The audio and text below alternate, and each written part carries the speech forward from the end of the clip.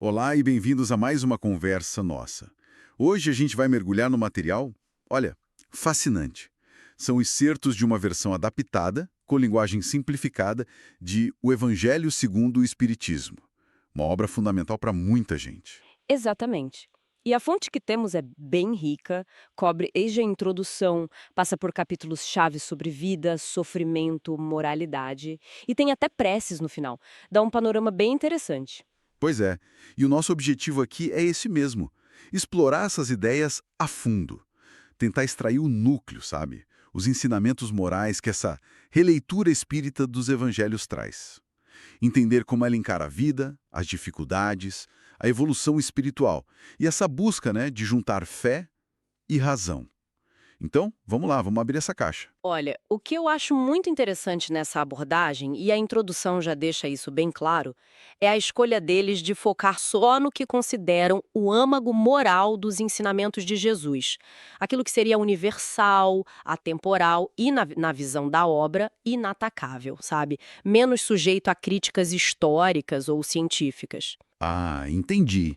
Quer dizer, é uma tentativa de separar a ética, digamos, pura, daqueles elementos que geram mais debate, tipo milagres, dogmas específicos. É uma proposta bem ousada. Precisamente. A obra se propõe a isolar essa essência moral. O argumento é que essa é a mensagem que realmente perdura, que é relevante sempre. E, dentro dessa lógica, o Espiritismo não é apresentado como uma religião nova, mas mais como uma chave de interpretação. Uma chave. Como assim? É uma ferramenta que ajudaria a entender passagens dos evangelhos que antes pareciam talvez obscuras, contraditórias, buscando criar uma ponte entre o conhecimento da época, a ciência nascente e a fé religiosa. E essa introdução vai buscar até raízes mais antigas para essas ideias, né? Menciona Sócrates, Platão. Achei essa conexão bem curiosa. Sim, sim, dedicam um espaço a isso, vê nesses filósofos, Sócrates e Platão, figuras que já estavam explorando temas muito parecidos séculos antes de Cristo. Imortalidade da alma, a natureza da virtude, a busca pela verdade, a importância de uma vida moral. Uhum. A obra traça um paralelo, sabe? Sugerindo que eles, de certa forma, prepararam o terreno intelectual e moral para ideias que viriam depois com mais força. O Sócrates, por exemplo, com aquele questionamento constante sobre si mesmo, sobre a moral, quase um precursor do conhece-te a ti mesmo, da busca pela elevação espiritual que o Evangelho também vai pregar. Uma leitura histórica interessante mesmo, que tenta criar aí uma linhagem de pensamento moral. Mas vamos entrar nos temas principais. A obra já começa com um impacto forte, questionando nossa relação com a vida material, né? Aquela afirmação de Jesus no capítulo 2: "O meu reino não é deste mundo." É um ponto de partida bem poderoso. Como é que a obra desenvolve isso? Ela usa essa frase como base para uma mudança bem radical de perspectiva sobre a nossa existência. A ideia central é que a vida que realmente importa, a realidade que permanece, é a vida espiritual. Certo. A vida física aqui na Terra, ela é descrita como uma passagem. Uma experiência temporária, muitas vezes difícil, claro, mas fundamentalmente transitória. E qual o efeito prático disso, se a vida aqui é só uma passagem? E isso muda tudo, não é? A forma como a gente encara as coisas. Completamente. A obra argumenta que quem adota essa visão mais espiritual encara as dificuldades terrenas, sabe? Doenças, problemas financeiros, decepções como incidentes de percurso, como provas e expiações passageiras, mas sempre com a confiança num futuro melhor, numa realidade espiritual mais plena. Uhum. Já quem foca só na vida material, vendo ela como a única realidade, vive numa angústia, né? Qualquer revés vira uma tragédia quase definitiva, porque parece que tudo se perde ali.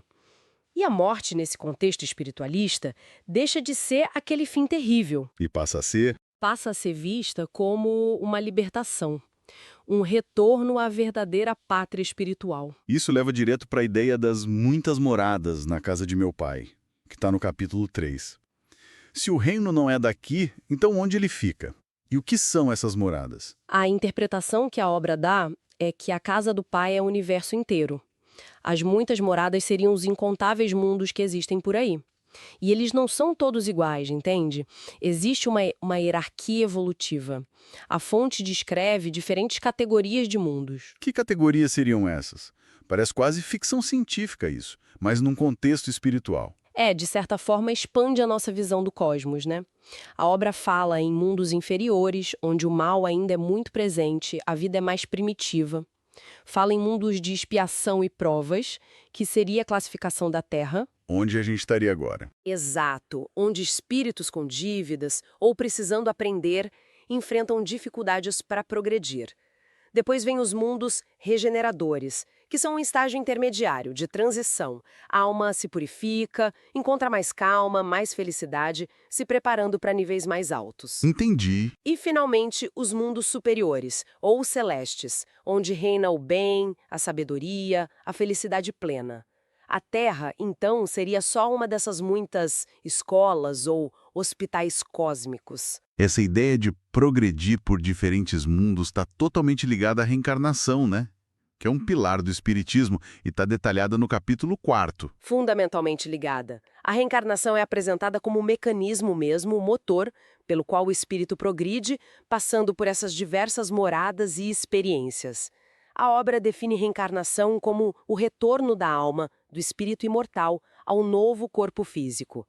E é crucial, o texto faz questão de frisar isso, a diferença em relação à ressurreição. Qual a diferença-chave aí? Ressurreição seria o retorno da vida ao mesmo corpo físico, algo que a fonte considera incompatível com as leis biológicas, com a decomposição da matéria, sabe? Já a reencarnação é a alma voltando num corpo novo. E a obra tenta validar essa ideia da reencarnação usando os próprios evangelhos. Sim, ela aponta passagens específicas. A mais famosa talvez seja a conversa de Jesus com Nicodemos, onde Jesus diz que ninguém pode ver o reino de Deus se não nascer de novo.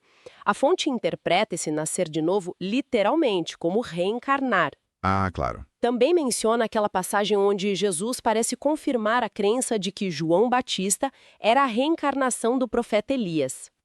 E o propósito disso tudo. A obra explica que a reencarnação serve para várias coisas. Expiação, quer dizer, reparar erros de vidas passadas. Certo. Provas, que são desafios às vezes escolhidos pelo próprio espírito para desenvolver qualidades. E a missão, que seria um trabalho em benefício dos outros. Tudo isso para progredir intelectualmente e principalmente moralmente. Uma das perguntas que sempre aparece com a reencarnação é sobre os laços, né? Os afetos, a família. Se a gente vive várias vidas, como ficam esses laços? O texto fala disso. Aqui é que a coisa fica mesmo interessante para a vida prática, eu acho. Fala sim, e de um jeito bem enfático. A perspectiva que ela traz é que a reencarnação, longe de acabar com os laços verdadeiros, na verdade os fortalece, os depura. A obra faz uma distinção bem clara. Existem os laços de sangue, formados pela família nesta vida, que são circunstanciais, temporários. E existem os laços espirituais. Esses são baseados na sintonia, na afinidade de pensamentos, de sentimentos, construídos ao longo de muitas vidas. Então, a ideia é que as pessoas com quem a gente tem uma ligação espiritual forte podem nos acompanhar vida após vida. Exatamente. As chamadas famílias espirituais são grupos de espíritos unidos por afeto, por objetivos comuns. Eles tendem a se procurar, a se reunir em diferentes encarnações. Muitas vezes renascem juntos na mesma família, no mesmo círculo social, para continuarem se ajudando a progredir. E aquelas antipatias que surgem às vezes do nada numa família?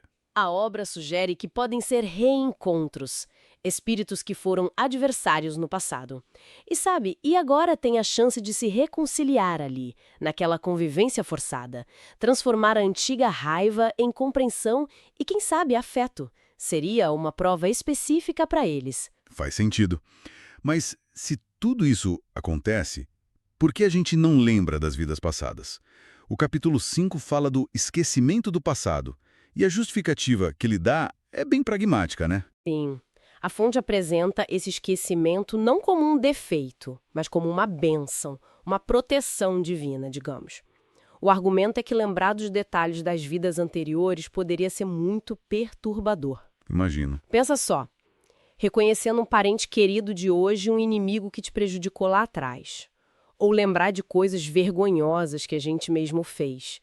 Isso criaria constrangimentos enormes, reavivaria ódios, ressentimentos, poderia até atrapalhar nosso livre-arbítrio agora. O esquecimento permite um recomeço mais limpo em cada vida. Mas aí, como a gente aprende com o passado se não lembra dele? Ficamos sem guia nenhum. Não totalmente. A obra sugere que, embora a memória específica dos fatos se apague temporariamente, as consequências e os aprendizados ficam gravados no espírito. Ah, interessante. Eles se manifestariam agora através da consciência, das intuições, das aptidões que a gente já traz, das tendências boas ou mais. Seriam como um resumo do nosso progresso anterior, nos guiando instintivamente, mas sem o peso das lembranças detalhadas. Entendi. O esquecimento permite focar no presente, mas nossas tendências seriam um eco do passado. Isso conecta direto com o próximo tema central, o sentido do sofrimento. Se estamos aqui para evoluir, por que tanta dor? O capítulo 5, Bem-aventurados os aflitos, parece um paradoxo, né? É um capítulo-chave para entender a lógica da obra sobre as dificuldades da vida. Basicamente, ele diz: não se revolte contra o sofrimento, mas tente entendê-lo. A fonte classifica as aflições humanas em duas categorias principais, pensando na origem delas. Quais seriam essas categorias? A primeira são as causas atuais. São aqueles sofrimentos que vêm direto das nossas ações, das nossas escolhas e comportamentos nesta vida mesmo. Por exemplo, uma doença causada por excessos, problemas financeiros por má gestão, conflitos gerados por orgulho, egoísmo. Ok, a consequência direta. Isso. Nesse caso, o sofrimento funciona como uma consequência natural, um alerta educativo. Faz sentido. E a segunda categoria? Aquela que talvez explique os sofrimentos que parecem vir sem causa aparente nesta vida. Exatamente. São as causas anteriores. Essas aflições estariam ligadas a vidas passadas. Podem ser expiações, ou seja, o resgate de faltas graves cometidas antes, onde o espírito enfrenta uma situação dolorosa para quitar aquela dívida moral. Ou podem ser provas. Provas. Como assim? Desafios que o próprio espírito escolheu antes de reencarnar, não por castigo, mas por reconhecer que aquela dificuldade específica, uma doença congênita, perder alguém querido, nascer na pobreza extrema, seria a melhor forma de desenvolver uma virtude que ele precisa: paciência, resignação, humildade, desapego. Isso explicaria por que pessoas aparentemente boas sofrem tanto, reforçando a ideia da Terra como um planeta de aprendizado e depuração. E a obra fala sobre buscar o sofrimento de propósito? Ou sobre como a gente deve agir diante do sofrimento dos outros? O capítulo menciona provas voluntárias? Sim, e faz uma distinção importante. O mérito, segundo a fonte, está no sacrifício voluntário feito pelo bem dos outros, na caridade ativa, que exige renúncia pessoal, esforço. Isso é visto como uma prova escolhida que acelera o progresso. Uhum. No entanto, a obra critica muito as mortificações puramente egoístas, aqueles sofrimentos autoimpostos, sem finalidade útil para ninguém. O verdadeiro cilício que só serve para alimentar um orgulho disfarçado de humildade, sabe? Entendo. E quanto a aliviar o sofrimento do outro? Aquela ideia de não interferir na prova. A mensagem é clara. Ajudar é um dever primordial. Essa ideia de que temos que deixar a pessoa passar pela prova dela sem ajudar é condenada explicitamente no texto. A caridade, a compaixão mandam intervir e amparar sempre que for possível. E, em situações extremas, como doenças incuráveis, muito dolorosas, a obra mantém a posição sobre não abreviar a vida? Sim, a fonte é bem categórica nisso, diz que nós não temos o direito de abreviar a vida, mesmo em casos de grande sofrimento físico ou mental que pareçam sem solução. O argumento é que só Deus sabe o momento exato do fim e principalmente o valor e o propósito daquele último período de vida, mesmo que seja de agonia. Entendi. Poderia ser um momento crucial para reflexões finais, arrependimentos, aprendizados do espírito antes de desencarnar. Então, intervir para apressar a morte é considerado uma usurpação do tempo divino. E um ponto curioso ainda no capítulo 5 é a menção à melancolia. Aquela tristeza meio vaga, sem causa definida, sabe? A obra sugere que, em alguns casos, isso pode ser um reflexo do próprio espírito encarnado que sente saudades da liberdade e da paz do mundo espiritual. Uma espécie de nostalgia da sua verdadeira casa, se sentindo exilado aqui na matéria. É uma visão bem poética, né? Interessante mesmo essa leitura da melancolia. Vamos agora mergulhar nos ensinamentos morais que a obra vê como essenciais, começando pela humildade no capítulo 7. Como ela é apresentada ali? A obra dá uma interpretação bem específica para bem-aventurados os pobres de espírito. Deixa claro que não se refere a pessoas intelectualmente limitadas ou ignorantes, mas sim aos humildes. Humildes em que sentido? Aqueles que não se acham autossuficientes, sabe?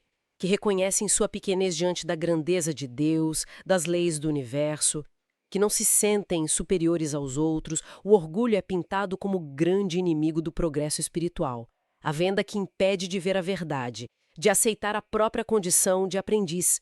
A humildade seria a condição essencial para aprender e para se submeter à vontade divina. Aquela frase, quem se eleva será rebaixado, é interpretada também na ótica das múltiplas vidas. O orgulhoso de hoje pode renascer amanhã numa condição de humilhação para aprender a lição. E a misericórdia e o perdão no capítulo X. São temas muito fortes no texto, né? Fortíssimos. A mensagem central está naquela frase, perdoai para que Deus vos perdoe. Mas a obra vai além. Enfatiza a necessidade de buscar a reconciliação com quem nos ofendeu ou a quem ofendemos antes mesmo de orar ou fazer uma oferenda. O perdão sincero seria o sacrifício mais agradável a Deus. Isso é forte. E condena muito o hábito de julgar os outros. Cita aquelas passagens clássicas, né?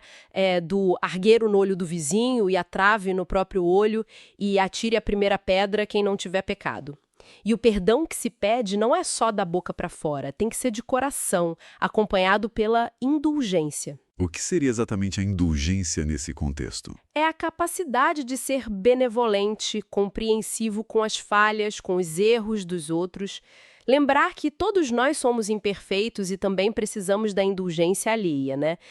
Não focar nos defeitos, mas tentar valorizar as qualidades. Tudo isso parece um ideal muito, muito alto, especialmente quando a gente chega no mandamento de amar os inimigos, capítulo 12. Como é que a fonte torna isso minimamente possível? Parece ir contra a natureza humana básica. A obra reconhece que é difícil, sim, e esclarece um ponto fundamental. Amar os inimigos, nesse contexto, não significa sentir por eles o mesmo carinho, a mesma afeição que a gente tem por amigos ou familiares. Isso seria realmente quase impossível, talvez até hipócrita. Então, o que significa esse amor? Ele se traduz em ações e atitudes concretas. Não guardar ódio nem ressentimento. Não desejar vingança. Perdoar sinceramente as ofensas. Não desejar o mal para eles, mas sim o bem, a correção, o progresso deles. E até mesmo, se tiver oportunidade, retribuir o mal com o bem, ajudando-os. E o que daria força para agir assim, contra o instinto de revidar? A fé na vida futura e na justiça divina. A certeza de que Deus é justo e que todo bem que a gente pratica, especialmente perdoar o inimigo, eleva moralmente quem perdoa e será recompensado espiritualmente. Quem acredita que a vida continua, que a justiça prevalece no final, mesmo que não seja nesta vida, teria menos motivo para se desesperar com as injustiças de agora, ou para guardar rancor, entende? Entendo. O texto ainda alerta para os inimigos desencarnados, espíritos que podem continuar com hostilidade depois da morte e tentar influenciar negativamente quem eles odiavam.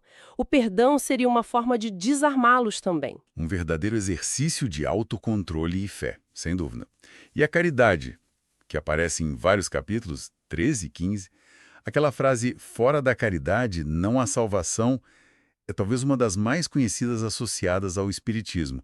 Como ela é definida? É definida de uma forma muito ampla, como a virtude fundamental mesmo, a expressão máxima da lei de amor.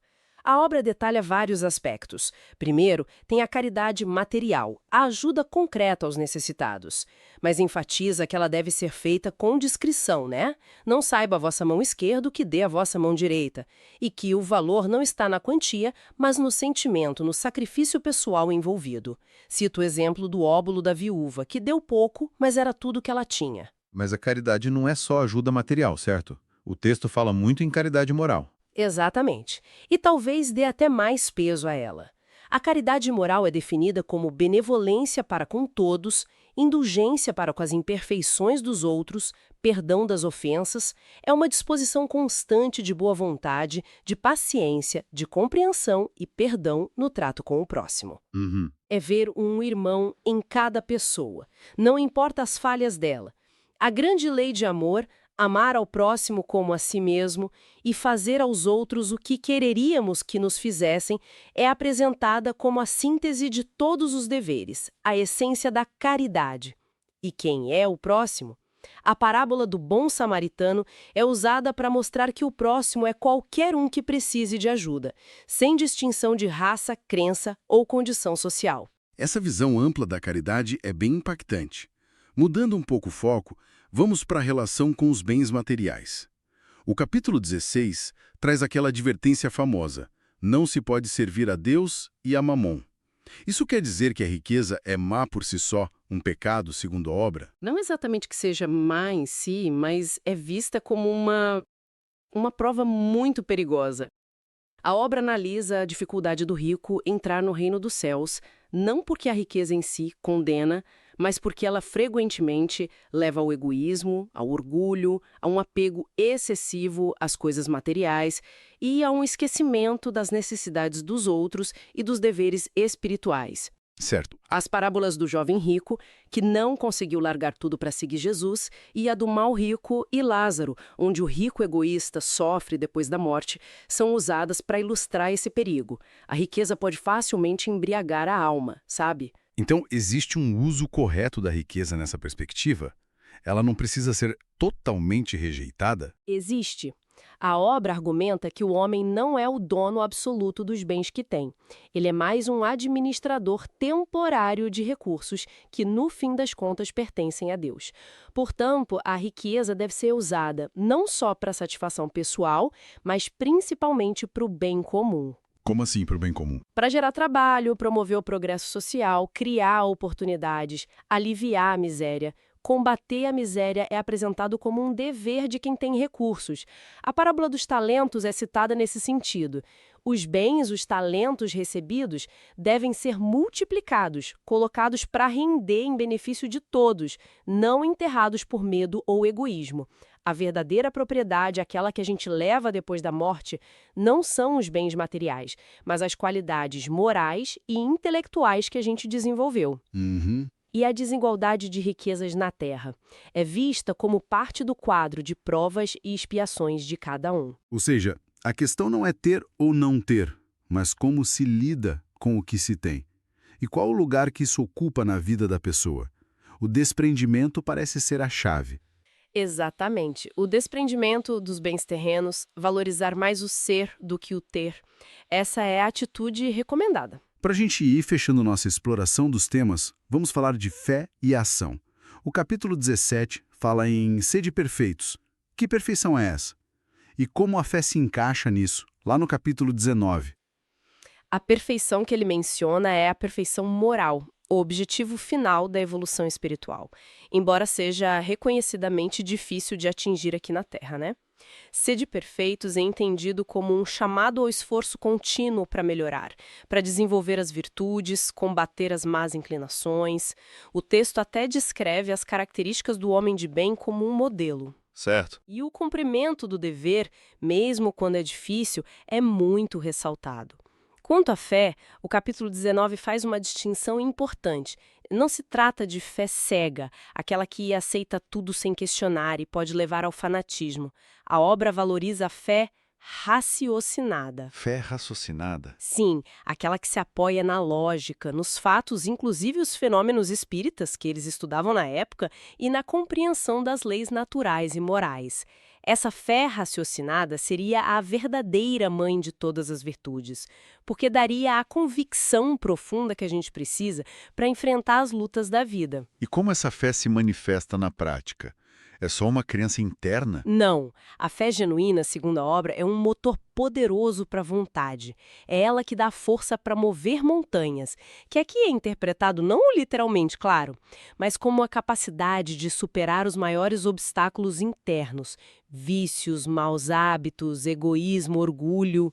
A fé seria a consciência das potencialidades divinas que existem dentro de cada um de nós. O texto até relaciona a força da fé com fenômenos como o magnetismo, as curas espirituais, vistos como demonstrações do poder da vontade direcionado pelo bem. Mas não adianta nada ter essa fé, mesmo que raciocinada, ou ficar repetindo Senhor, Senhor, se isso não vira ação concreta, né? O capítulo 18 e outros alertam bastante sobre isso. Precisamente, essa é talvez uma das ênfases mais fortes e práticas da obra. Aquela máxima, pelos seus frutos se conhece a árvore, citada no capítulo 21, é central. O verdadeiro seguidor dos ensinamentos de Cristo, ou o verdadeiro espírita, não se reconhece só pelas palavras, pelas aparências, pelas práticas externas ou por simplesmente concordar intelectualmente com a doutrina. E como se reconhece, então? Pela sua transformação moral.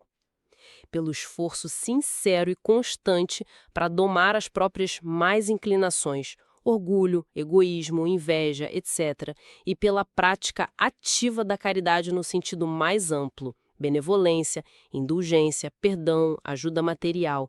As obras, as ações do dia a dia são o teste final da fé e do progresso espiritual. E isso serve também como um critério para identificar os falsos profetas. Exatamente. O texto alerta contra os falsos cristos e falsos profetas, que podem surgir tanto entre nós, encarnados, pessoas que pregam o que não vivem, quanto entre os desencarnados, espíritos enganadores que se comunicam. E como reconhecê-los? Pelos frutos. As palavras podem ser bonitas, mas as ações e o resultado dos ensinamentos vão revelar a verdadeira natureza deles. Falta de humildade real, falta de caridade desinteressada, apego a interesses pessoais, orgulho e ensinamentos que vão contra a lógica e a moral pura de Cristo. Uma análise bem completa mesmo, profunda. Então, tentando amarrar tudo isso que a gente conversou, o que realmente fica dessa leitura de O Evangelho segundo o Espiritismo? Qual é a grande mensagem que essa interpretação busca passar? Olha, se a gente fosse destilar a essência, eu diria que a obra propõe uma visão da nossa jornada aqui na Terra centrada na evolução moral contínua. Uma evolução que se estende por muitas, muitas vidas. Ela oferece um sentido para o sofrimento, sabe? Vendo ele não como um castigo cego, mas como uma ferramenta de aprendizado, de depuração. E coloca a caridade entendida como o amor em ação. Benevolência, perdão, ajuda mútua como caminho fundamental para essa evolução e para a felicidade verdadeira. A reencarnação, a ideia de muitos mundos habitados, a lei de causa e efeito, a importância da fé raciocinada e, acima de tudo, a primazia das ações sobre as palavras. Tudo isso forma um sistema que busca dar respostas racionais e morais para as grandes questões da nossa existência. É uma perspectiva que realmente convida a gente a pensar sobre o propósito da vida e das nossas dificuldades, né? Sem dúvida. E talvez um pensamento final que a obra inspira seja este. Ela sugere que o nosso maior trabalho aqui não é acumular conhecimento intelectual ou bens materiais, mas sim transformar o nosso próprio coração, cultivar as virtudes morais. Isso levanta uma questão importante para a gente refletir. Qual seria? Se a gente levar a sério essa possibilidade de que os nossos desafios de hoje podem ser ecos de ações passadas ou lições que de alguma forma a gente escolheu ou precisa aprender para crescer, como isso mudaria a maneira como a gente encara as dificuldades do dia a dia? E mais importante ainda, como isso impactaria o nosso esforço pelo autoaperfeiçoamento, pela chamada reforma íntima? Uma pergunta que ressoa bastante, sem dúvida. Fica aí a reflexão para todos nós. Agradecemos muito a companhia nesta nossa conversa. Até a próxima!